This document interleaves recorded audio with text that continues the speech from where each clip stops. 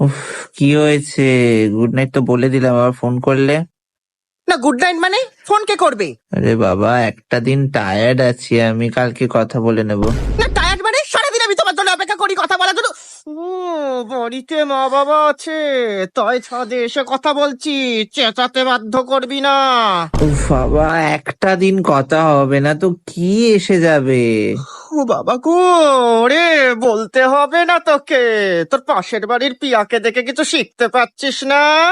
রোজ বয়ফ্রেন্ডের সাথে কথা বলে, শিখ না রে।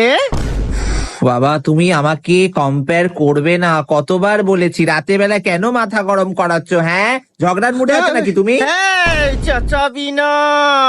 ও বাবা, মা বাবা আছে বাড়িতে, সকালটা হোক, তোর ব্যবস্থা আমি করছি। আমার মনে হচ্ছে তোমার মাথাটা পুরো গেছে, তুমি পাগল হয়ে যাচ্ছ আই থিঙ্ক। আমি পাগল হয়ে গেছি? এই ছেড়ে দে না রে, ছেড়ে দে আমাকে, আমি পাগল হয়ে গেছি। এই ছেলের কেন প্রেমে পড়লাম ওরে?